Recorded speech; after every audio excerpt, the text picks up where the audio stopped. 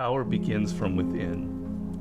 If you're aware of who you are, if you're aware of what you're good at, what you're not good at, if you're able to see how emotions kind of govern your life, if you can learn what your weaknesses are and how to control them, you can't ever get complete control, but awareness is almost enough. Slowly through this process of knowing who you are and understanding other people and how they operate so you don't make stupid mistakes in life, you can increase that little tiny margin more and more and more, and you will be a person of power. Law number 1 in the 48 Laws of Power is called never outshine the master. And almost every single person in the world has violated that law, myself included. Basically how it works, you're so eager to impress your boss or whomever in your new job that you try so hard that you make him or her feel insecure. Like maybe you're younger and better than they are. And because of that, you're fired, or something bad happens to you and you never know why. Do you think meditation is allowing you to make more interesting connections because of the quiet? Yes, I mean, I'm not going to go too deeply into this. It's a theory of creativity that's not my own, but that I use a lot in mastery. And basically the idea is that ideas are generated in the unconscious. They're not generated consciously. Your conscious mind is very limited what you can hold in your memory. Right. But unconsciously, in your subconscious, when you're asleep, when you're dreaming, the mind is filled with thousands upon thousands of ideas and things that are there, that are lingering there. And connections are being made all of the time. And occasionally those connections float up to your conscious mind and you have a brilliant idea about how to do something. 1 out of 10 people are like great manipulators. And there just takes one person and they can ruin your life. We were born with this natural talent. Every single person is born with this talent for getting inside the minds of other people. It's something that you're not even aware of. How do they need to conceive of that? To what end are they using that skill to make their own dreams come true? First thing is, you're not aware of this power that you have. You're walking around in life, I'm not critical because I'm the same, sort of sleepwalking. You're inside hearing your own thoughts day in, day out, like a continually, circling loop in your head. And you're not aware of the fact that if you stop that and you look at other people, a world opens up to you. So what's the first component of that world? Nonverbal communication. 95% of what really matters in communication between people is not through words. Words are used to deceive you, to disguise what people are really thinking. What are just a step or two that they can take down that path starting today? The first thing to understand is the most important, and that it is a skill. If you want to play the piano, you can't just sit down and suddenly play. You've got to practice it. You've got to practice it every day. And if you practice an hour a day, you're going to get better at it. Why are children able to learn and an adult can't? The reason is children don't think that they're superior. They don't think that they already understand the world. They're this small. They're weak. They're defenseless. They have to learn or they're going to die. They have to learn how to speak the language. They have to learn what's going on with their parents, or they're literally going to die.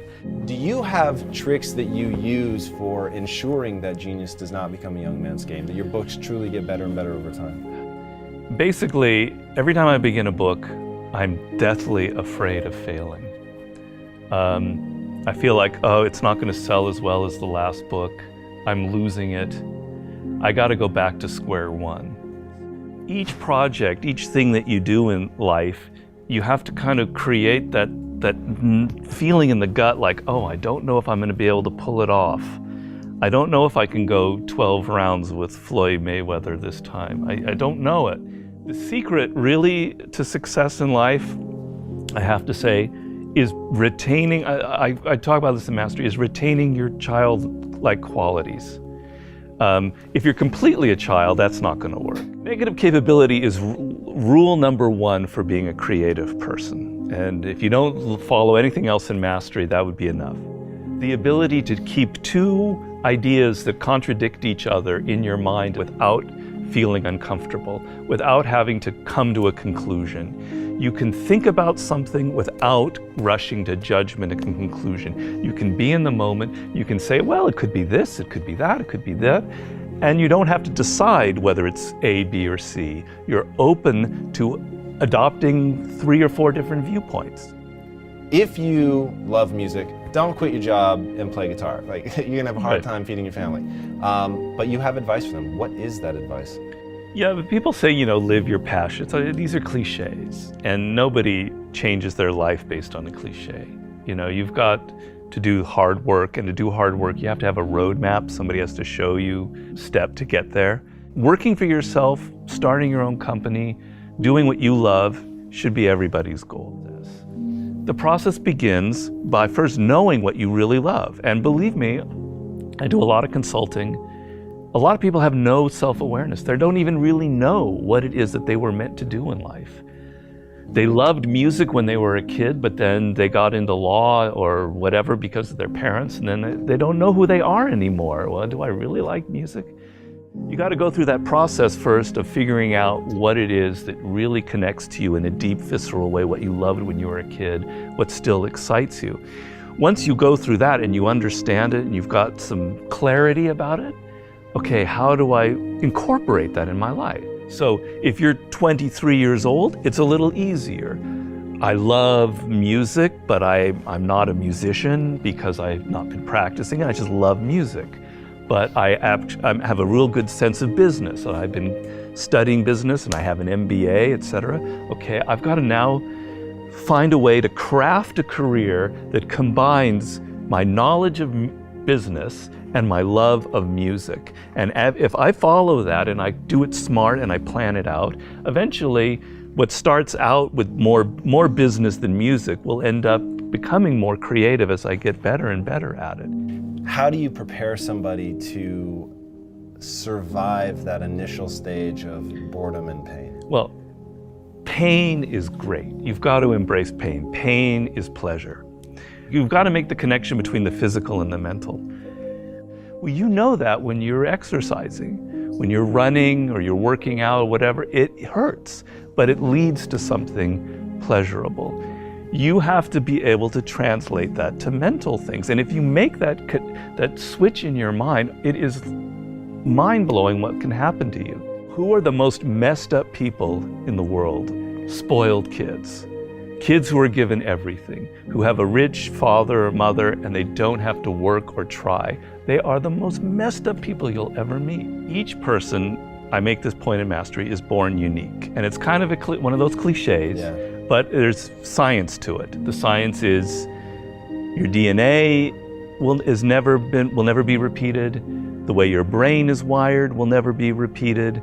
Your experiences in life, you're one of a kind.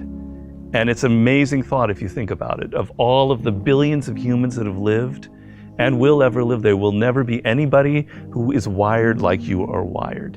And the problem in life is as you get older, you can become more and more like other people. You spend a lot of your time thinking about what other people like, and you're not aware of what you like.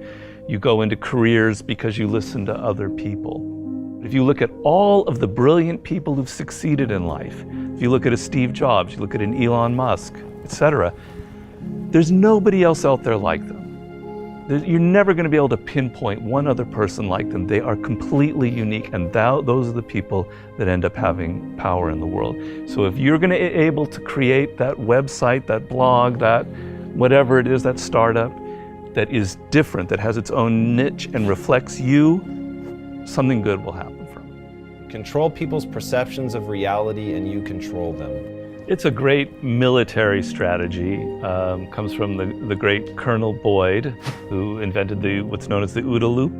And he came up with the OODA loop, which means orientation, observation, decision, action. You have to observe what is happening, orient yourself into the context of it, decide what you need to do, and act. We want to believe that there are shortcuts to success. We want to believe we can take a drug or we can do something that'll make it quick and easy. But the truth is, it takes grit. It takes persistence.